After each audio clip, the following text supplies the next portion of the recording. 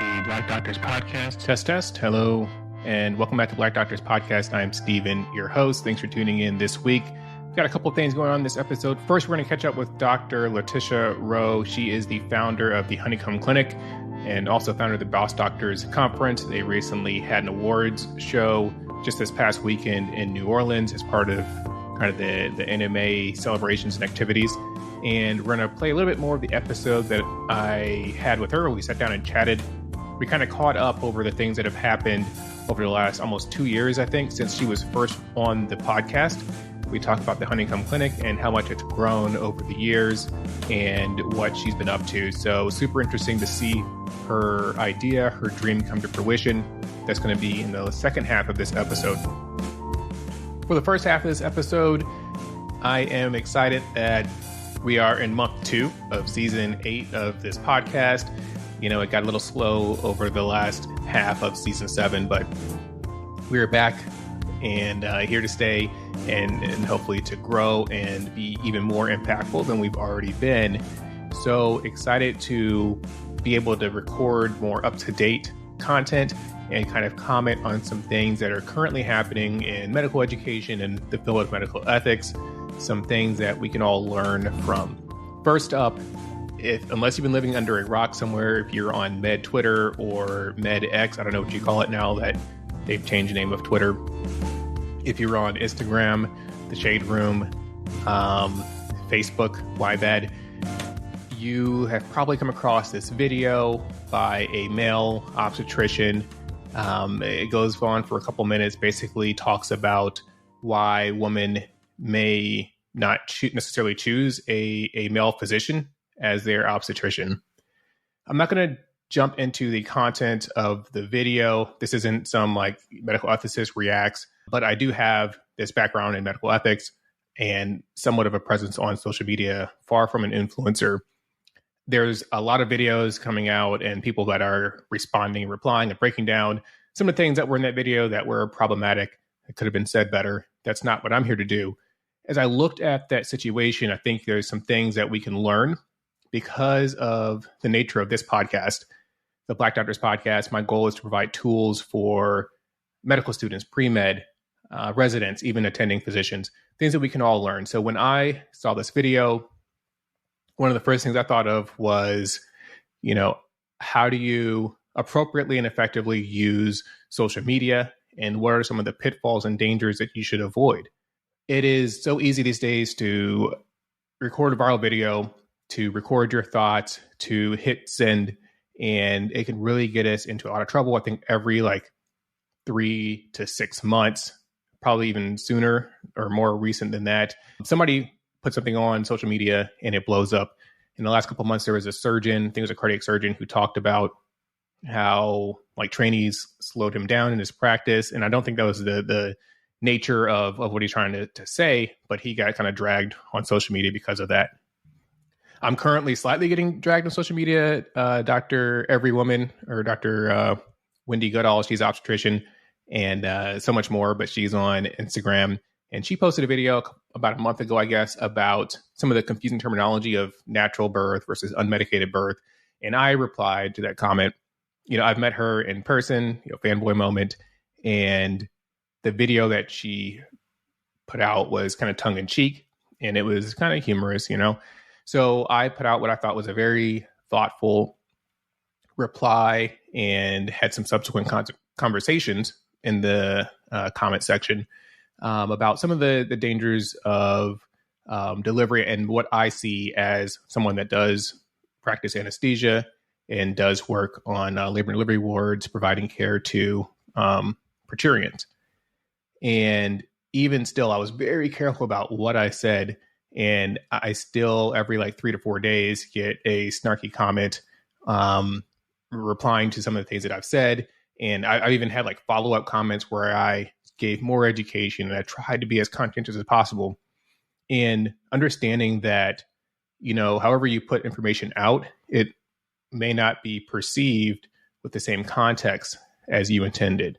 And understand that people have such widely different experiences when it comes to giving birth, to delivering, some really good experiences, a lot of really bad experiences, and it's a very triggering, polarizing issue. And so that was my experience.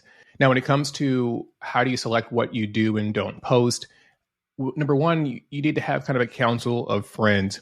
I'm fortunate, to have a good group of friends that I can bounce ideas off of. John Patton, or Doc JP3, he's really big on social media. He's a fellow anesthesiologist.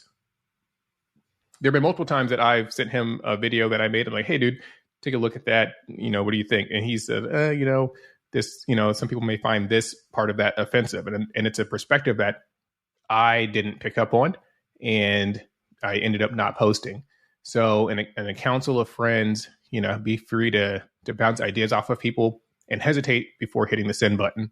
We live in this day and age, like podcasts, right? Everybody has a podcast.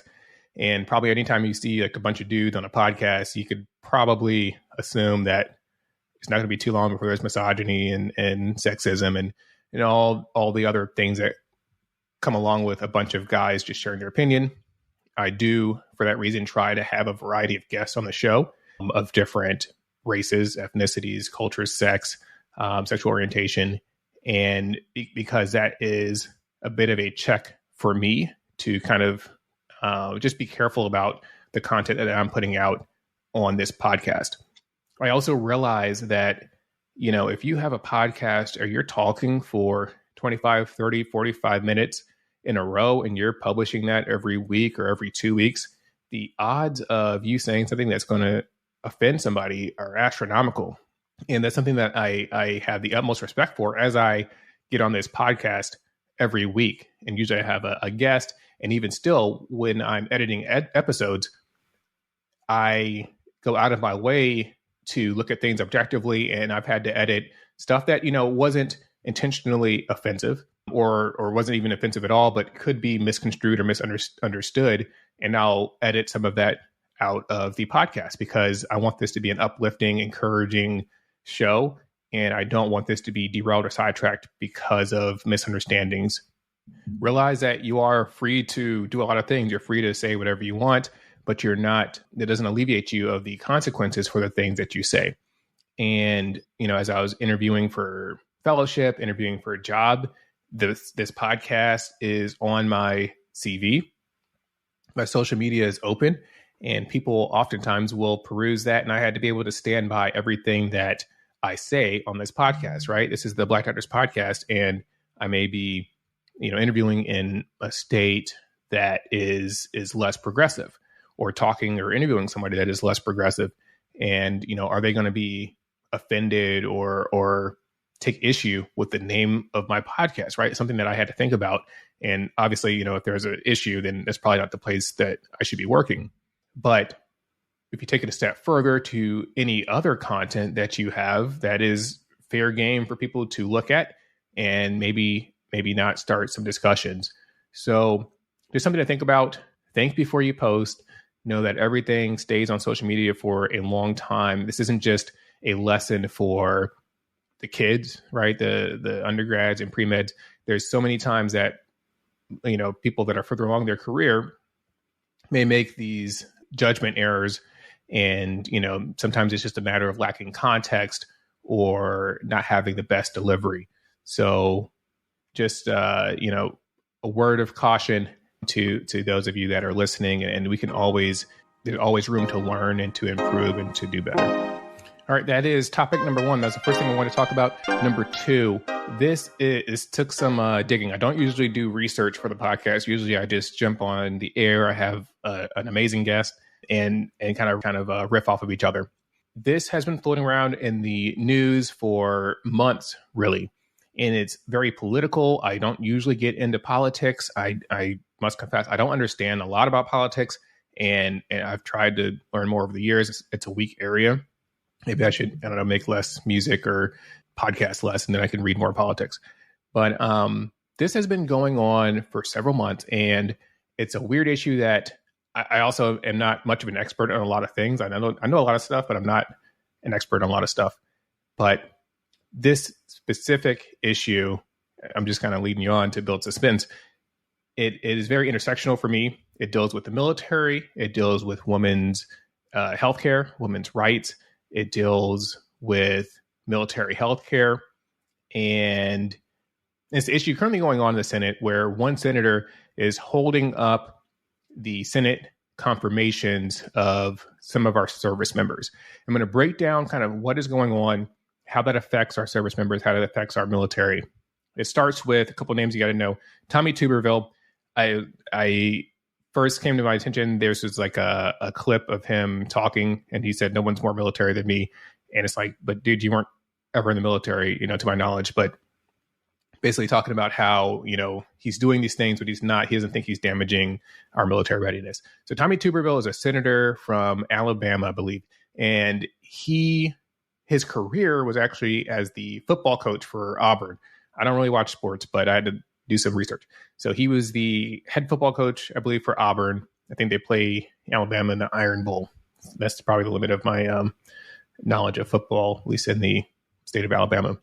So he worked as a football coach, and then somehow that translated into him going into politics. So he got elected as a senator from the state of Alabama. And for the military, for officers, you have to have a Senate confirmation, or they have to basically accept you for that position. When I was going into the military, right, there's enlisted, where kind of you come out of high school and then you swear in, or an officer where you usually finish college and then you get commissioned as an officer. Those are kind of the two rank structures in the military. And so as an officer that was commissioning when I was finishing up residency, I had to be confirmed by the Senate. And it's not a big deal. They just take a bunch of names. Nobody cared about Lieutenant Bradley, who's going to be an anesthesiologist in Virginia. They just took a big list of names. Like, these are the officers that need to be confirmed. And then it just comes up in Senate whenever it does. And then they're like, sure, we're going to pass it. That's the way it usually goes. So this summer, for the first time in a long time, the Commandant of the Marine Corps, so which is the highest ranking officer in the Marines, head of the Marines, his seat is now vacant and being filled by a temporary role, or I think the guy that was just below him.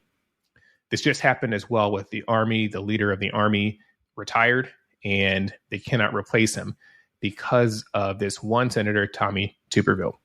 He has refused to approve these appointments and these confirmations. The reason he's refusing is because of a policy that came out from the Department of Defense, I believe it was last year, 2022, as the Supreme Court was starting to repeal Roe v. Wade, and states were beginning to crack down and decrease women's access to healthcare, i.e. abortion rights specifically, right? I don't like talking around issues, but to hit the nail on the head, women's healthcare rights, reproductive rights. The Department of Defense, under, I think, Lloyd Austin, I think is I can't recall his specific title, but he's high up there, Secretary of Defense, maybe. I told you I don't do politics, don't judge. So he put out this policy for the Department of Defense that, hey, if someone needs access to reproductive healthcare or any healthcare really that is not provided at their local military treatment facility or MTF or military hospital, the Department of Defense will fund their travel and they can take sick leave as appropriate. Now, this is already a thing, right? I was stationed in Virginia. We would oftentimes have people with complex eye surgery, for example. They would need to travel up to Johns Hopkins. In Baltimore, the military would fund their travel, send them there. I had a service member as a patient in Chicago because they needed a service that their local military hospital could not provide. They would have funded travel to a civilian institution to receive this appropriate healthcare. Obviously, if that appropriate healthcare required some period of convalescence, then they would have convalescent leave. Con leave is what we called it. And you don't go to work until you're all healed up and fit for duty. So this is already present. It already exists. The issue now became, if you were in a state that does not allow abortion or termination of pregnancy, you now are unable to go down the street, have that procedure, and then have your convalescent leave and then return to work. Now you need to travel. This gets even more tedious and affects people and more intimately when you realize that a lot of these military treatment facilities these people are stationed across the world. I spent a month working in Guantanamo Bay. At Guantanamo Bay, we had one obstetrician, we had a general surgeon, we had like one or two emergency medicine physicians, a couple of internists, and anesthesiologists, CRNA. So if you required healthcare that could not be delivered on the island, they had to fly you off, and the flights were only like twice a week or something like that. So they had to fly you to the mainland, and you could receive the appropriate healthcare. Now, if Lloyd Austin, if they hadn't made this carve out after, the states or even in Guantanamo Bay, you could not receive the appropriate healthcare. If you needed to terminate a pregnancy, if you needed in vitro fertilization, if you needed any healthcare that was not provided on the island of Guantanamo Bay or the island of Diego Garcia or on Landstuhl Army or Air Force Base in Germany, wherever that is, in Japan. If you weren't able to travel locally, you would have to travel abroad, and that could be very cost prohibitive to service members. And then you needed the appropriate amount of convalescent leave to get well again. So this Senator Tommy Tuberville has unilaterally decided that, hey, I am not going to approve these promotions until they change this policy.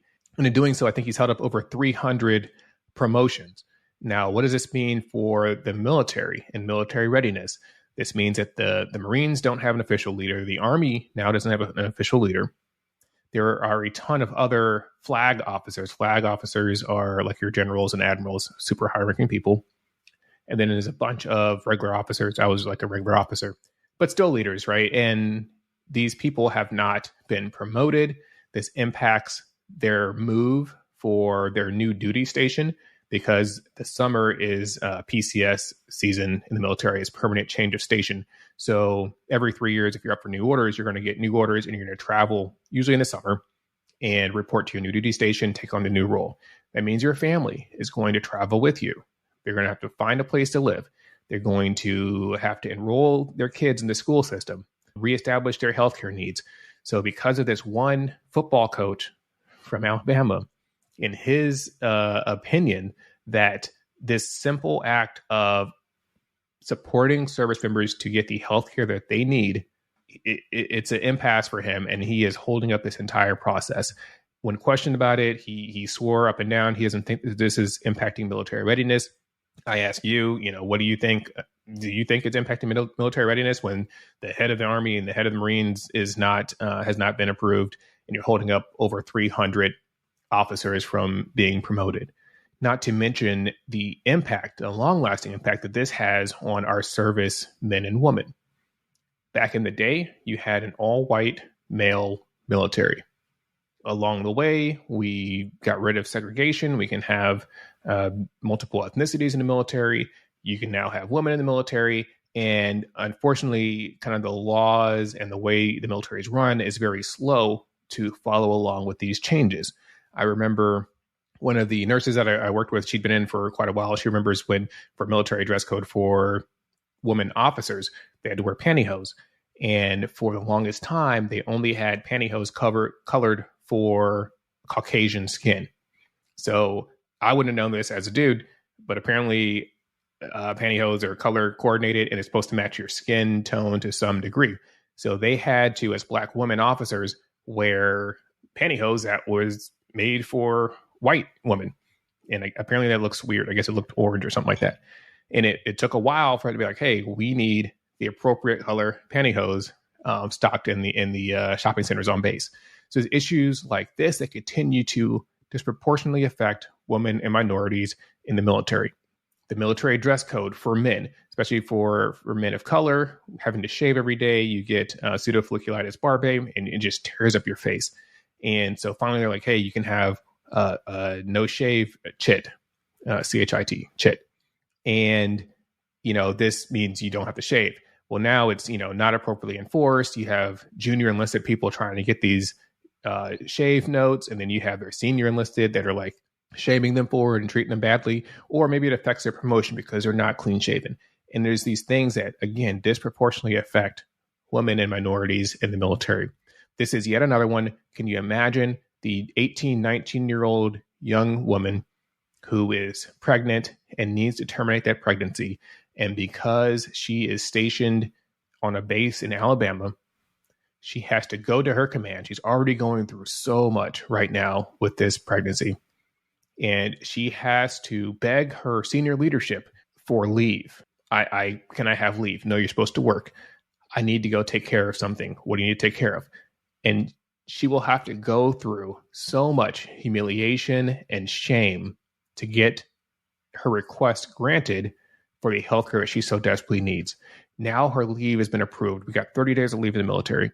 She has to take however long it is, a week, schedule this procedure, fund her own travel out of state, find a place to stay and recover, and then come back to work. When you look at the salaries for these enlisted men and women, they don't make a lot of money. It's like $2,000 or $3,000 a month. They like live in dorms and stuff. You can look up the salary. I don't know offhand. It's just not a lot of money. And the fact that this is the hill that the senator wants to die on at the risk of weakening our military and adversely affecting thousands of people, not just the 300 officers, but thousands of people, because you're looking at their families as well. So that is the situation. I don't know the solution. I just wanted to enlighten you all if you weren't aware of the impact of the situation. This goes along with, there's the NDAA as well, National Defense Authorization Act, which every year Congress has to sign, and this actually provides funding for the military. So some of the legislation or some of the wording in there also decreases and strips away some of the care required for our women in the military, as well as gender affirming care and other things, right? And like in vitro fertilization is already a part of this. Like there's so many things, but we're going to start picking and choosing who gets what healthcare depending on, our political and religious beliefs, which is highly inappropriate. So I guess the only thing you can do is vote, not just in the big national elections, but know that on the state and local level, these things have significant impact on a lot of things. All these different committees these senators are on, everything's connected. So hopefully that helps clarify that issue. And let me know if you have any questions that I can further elucidate. I'll probably try to shrink this down and maybe put it on social media. I think it's an appropriate post. And now we're going to jump into the rest of our discussion with Dr. Latisha Rowe and hear about the incredible things she's been up to with Honeycomb Clinic.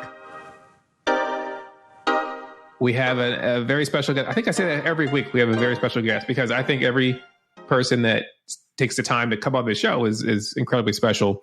But Dr. Latisha Rowe is back with us. If you've been following the podcast, even if you haven't, she was a guest back. We both did some digging. Season 4, episode 4. This is back in June of 2021. She came on the show and now she's back. Dr. Rowe, thank you so much for joining us.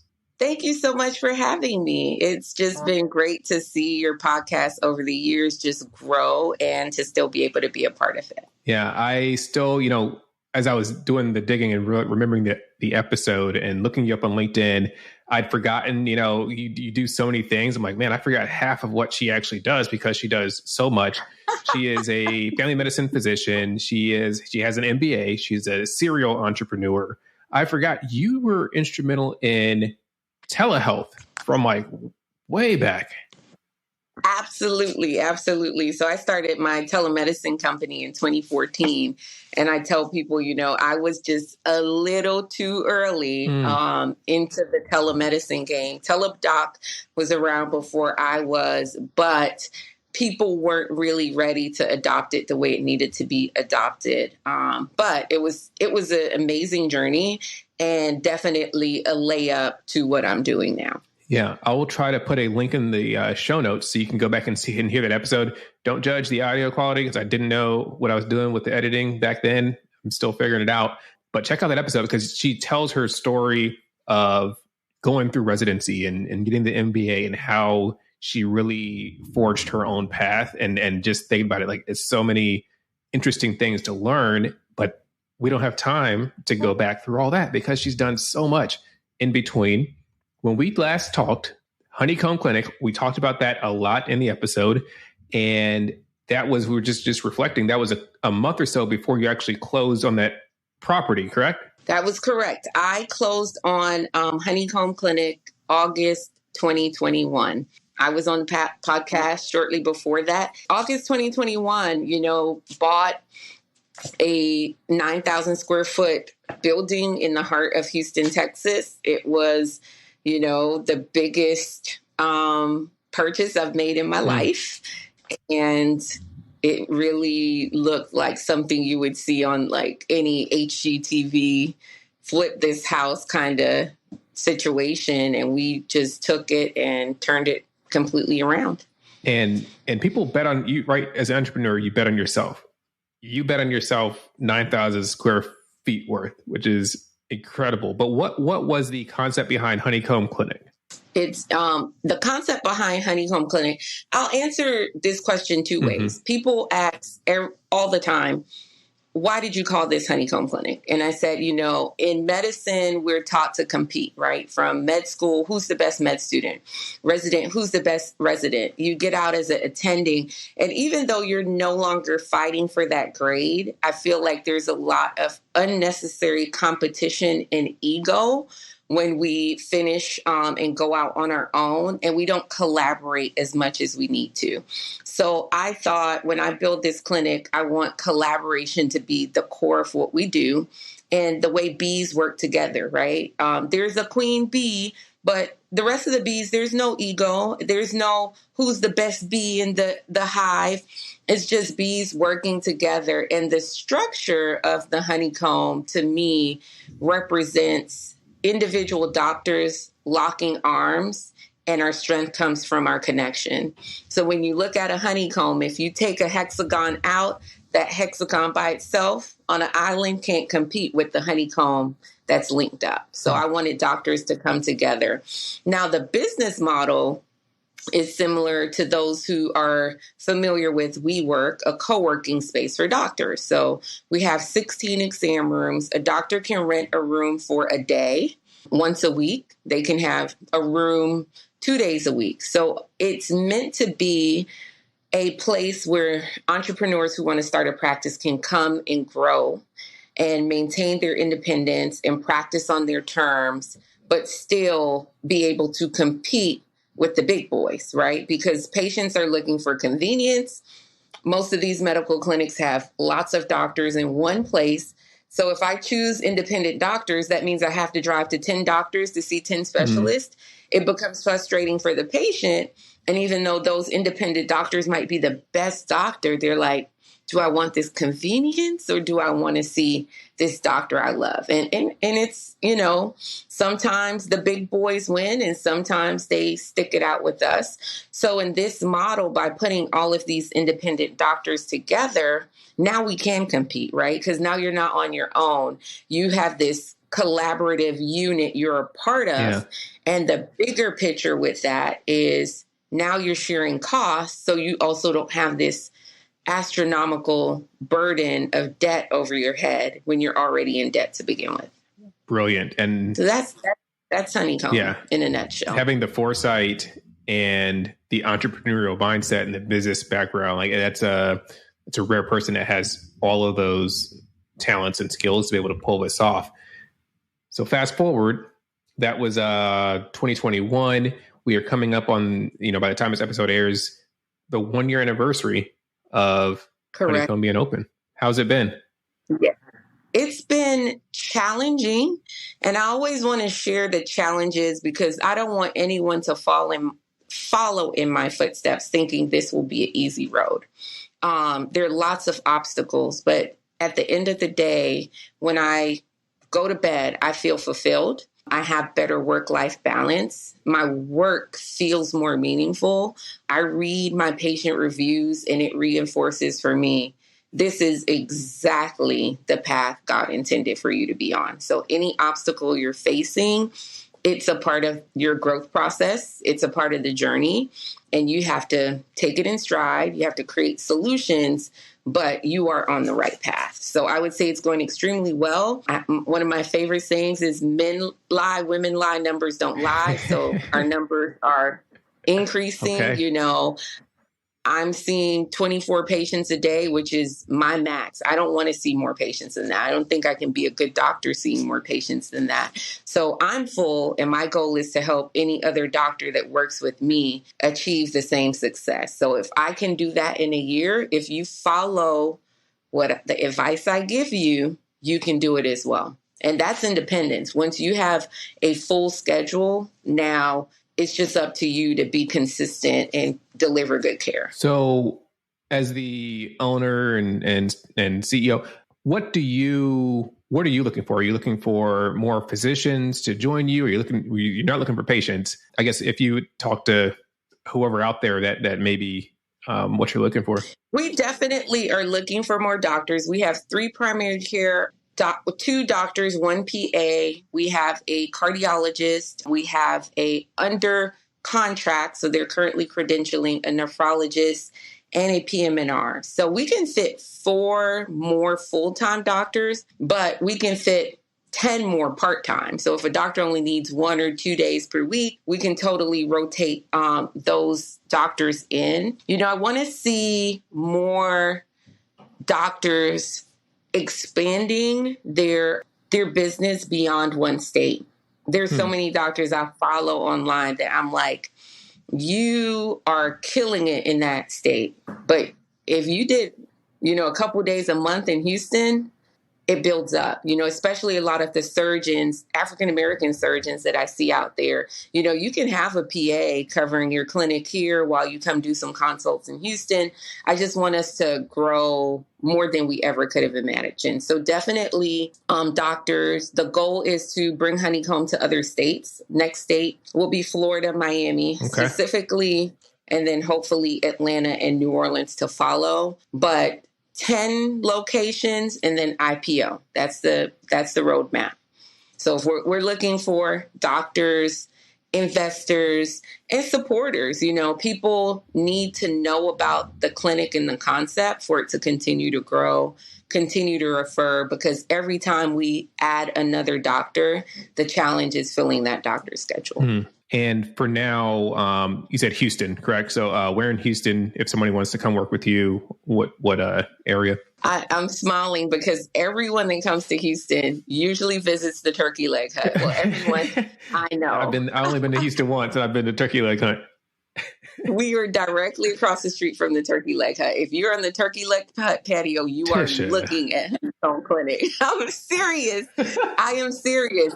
We sit in the front and we laugh because all day people are taking selfies in our parking lot because they want the Turkey Leg Hut sign in the background, and our lot is the best way to get it. I need to do a little charging station, $1 per picture. Mm-hmm. Look, that will cover all the bills. But that's where we're located. If you want more specifically, we're in such a great position. We're near the Med Center, we're near Midtown, we're near Museum District, and we're near 3rd Ward. We literally are smack dab between all of those places. So you can get to the Museum District in 2 minutes, Midtown in 3 minutes, the Med Center in 10 minutes, 3rd Ward in a minute. So we're very centrally located, downtown in 7 minutes. Yeah. And it's tough, if you think about trying to open your own practice, I mean, it's doable. Clearly, people do it, but having a mentor or partner like you who has done this so many times before would be invaluable.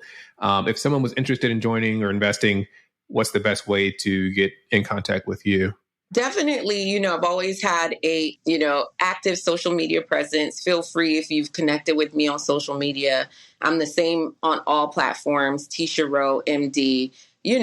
Feel free to DM me. My cell phone number is on most of my network sites. So if you want to text me, you can, or just DM me for my number. I'm on LinkedIn. Don't call the clinic. They get 100 calls per day for patients. So I don't want you to get lost in the chaos of patient care. Definitely choose a platform. Instagram is where I am most of the time, and reach out to me directly. And my email is tisharowe@thehoneycombclinic.com. And don't forget the, because people do all the time, Latisha Rowe at honeycombclinic.com. They're like, your email's not working. The Honeycomb Clinic. All right. I'll try to add that to the show notes. I have my people, my team. There's no team. It's just me. We'll get that in the show notes for you. So that was so awesome to connect. And I'm sure in a year, 2 years, we'll be reconnecting and you'll be telling us about your practice location in Miami and in ATL and all those. So thank you so much for just bringing us full circle and allowing us to follow along in your journey. Absolutely. Thank you. And for those who are, the doctors out there that are, doing amazing things online, we are having in New Orleans this upcoming weekend, the 29th, our Medical Influencers Awards. And that's another way to connect with me. I host conferences, educational conferences for physicians. Boss Doctors will be in January, but we're having a first-time event where we are really honoring and celebrating influencers in medicine like you, Dr. Bradley, the nominee for podcaster. We have categories for authors, for television personalities, and then just by specialty. So if you want to vote for someone or nominate, I definitely invite you all to visit bossdoctors.com and connect with us at that event. Yeah, but we got to hear more. I mean, so what is Boss Doctors? How long have you had this, or like, how long has it been around? And yeah, we got to know more about this Boss Doctors conference. Awesome. So interestingly enough, Boss Doctors came out of, I started out doing telemedicine conferences. Mm-hmm. It was called the Virtual Physician Summit. When I was doing telemedicine, people would DM me all day asking questions. And I was like, I cannot respond to everyone. So why don't I host a conference where I just tell you all everything I know about telemedicine? And I had multiple speakers and it was amazing. Then as people kind of got all the information they needed and I was opening other businesses, I would get inquiries. Well, how did you write your book? I have a children's book. How do you open this other thing? I would get so many questions. So I said, I created Boss Doctors as a way for people to learn about streams of revenue outside of medicine. If you want to write, if you want to produce, I've produced a reality series on doctors before. If you want to open a scrub store, if you want to do all of these things, I try to educate and teach. The next conference we do will be focused on real estate. I learned so much in acquiring my property. Oh, yeah. I want to share those gems focused on real estate. And in doing the conferences, I meet a lot of doctors who I think go unrecognized. We talk a lot about healthcare disparities and how we need to fix them and how, African Americans do better, when they're treated by African American doctors and all of these things. But the everyday person, if they don't happen to follow a doctor and then see the other doctors that those people post, they don't even know who we are. Yeah. So the Medical Influencers Awards is about, yes, it's about celebrating doctors, but it's also creating this list. Like, these are the people. These are the people that are out there that are doing the work. And this is not going to be an award that is given based on a small group of 10 people in a room that says, okay, let's pick this person for this year. You vote. Yeah. Who inspires you? Who is the person you follow online that gives you the best health advice, or who's just funny and makes healthcare relatable? So really, that's what it's about. I feel like we were used during COVID. Oh, healthcare heroes. Everyone wanted to put a doctor on a billboard. Yeah. And now that COVID is gone, where's the applause? Where's the recognition? It's gone. And so, but doctors are still struggling, right? We see that, a young resident committed suicide not long ago, right? So I feel like we don't acknowledge enough that this career takes a lot out of you, and we need more than a gift card on Doctor's Day, right? So if they're not going to do it for us, how do we do it for ourselves? And this is my small thing I'm doing to give back to colleagues, to say, I see you, I hear you, I'm going to celebrate you, even if no one else does. So someone's going to walk away with the award per category, and I can feel good knowing that I gave back to my peers in a meaningful way. Your conference is in January, correct? The Boss Doctors conference? Yes. Okay. conference. It will be in January here in Houston, Texas. If you are a physician interested in speaking, definitely reach out to me. We are lining up speakers now, specifically in the areas of real estate for this conference. But if you want to speak on other topics, let me know, because we will have 2 tracks available. Yeah, this is so important because, one, give back to your community, but also as a physician that wants to kind of step out a little bit from the clinical space, it's a great way to start just by, you're an expert in something besides clinical medicine, and looking for opportunities like this to start speaking as a way to get recognized and to build kind of a following and create your niche. So definitely check that out and mark that down for January 19th through 21st, Houston, Texas. You get your turkey leg fix. Yep. Oh gosh, love it. It's man, so much time or so little time to catch up on everything you're doing, but we can't let you go without talking about your most recent endeavor, the Statement Scrub Store. Absolutely, thank you. And I'm actually wearing Statement Scrubs today, and really I stumbled into this opportunity, a scrub store that I've shopped at for years. I went to go and pick up some scrubs, which is ironic because I had not bought scrubs in forever, and the sign said closing down. And I was like, I left. I was talking to the owner. Why are you closing? He said he's retiring. And I called my sister after. I was like, this is so cool. And I had actually for years thought about starting a scrub line, just scrubs where you can make a statement, where it wasn't just the boring regular scrubs. And I called my sister and she was like, well, go back and offer to buy it from him. I'm like, you know what? You're right. And the next day I did. And a month later, I owned a scrub store. Wow. And the scrub store just had, regular scrubs, Grey's Anatomy, all the different scrubs people like. But I started through that process designing my own scrubs that represent many different things. Your heritage, scrubs that represent your Greek affiliation, scrubs that represent your, your status as a person, so just all different types of scrubs. So that's why we call them statement scrubs, because you're making a statement. These were the MLK scrubs. I am the dream. Okay. All of those scrubs are custom. So we have regular scrubs as well as, scrubs that are custom and really make a statement. And the big picture to me when it comes to our clothing and what we wear, so much of what we do in medicine is about trust. And when I walk into the room and my scrubs have a 1908 and my patient's AKA, immediately there's a connection, right? Yeah. So being able to make that statement through the scrubs is important to me. That's awesome. And because I've seen the posts and I'm like, oh, that's cool. I'm not Greek. So I thought you were wearing the Alpha Phi Alpha scrubs, or they're MLK scrubs. Okay. So these are MLK. But so it's not just Divine Nine, multiple. It's not. We had our Pride scrubs. We don't do different things for every month. And coming up in the fall, we're going to be doing heritage scrubs. So whatever country, Nigeria, Haiti, Jamaica, you want to represent, we're going to launch our heritage scrubs in the fall. So it's really about, what do you want to express? How do you want to express yourself? And through our sales from the scrubs, we're also going to be donating to minority student scholarships. Love it. Every year here in Houston, we do a Black Doctors Gala, and we give scholarships to students. So Statement Scrubs will be making a donation to that scholarship gala to contribute to minority scholarships from our profits. So when you shop, you can know that your purchases are making a meaningful difference as well. There's scrub companies who I shall not name. They're worth billions of dollars that we all wear. And just think, if they gave 1% of their profit to HBCU medical schools, what an impact that will make. So we want to grow to that size and give back to us. Yeah.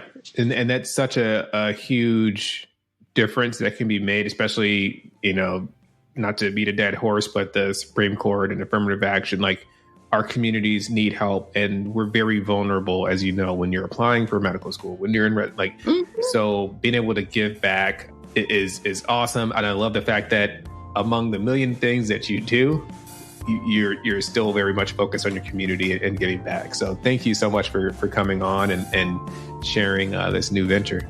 Thank you. Really appreciate you having me. Yeah, we'll definitely add a link to the statement scrubs to the show notes. So every time you come on, the links just keep popping up. So check out the show notes, because there's probably something that you want to dig into, whether it's the Boss Doctors Conference, whether it's the Influencer Awards, whether it's the Statement Scrub line, or the Honeycomb Clinic. So look out for all these things, and looking forward to collaborating with you more in the future. Awesome. Thank you, Stephen. Thank you so much for tuning in to the Black Doctors Podcast. We're here because representation matters.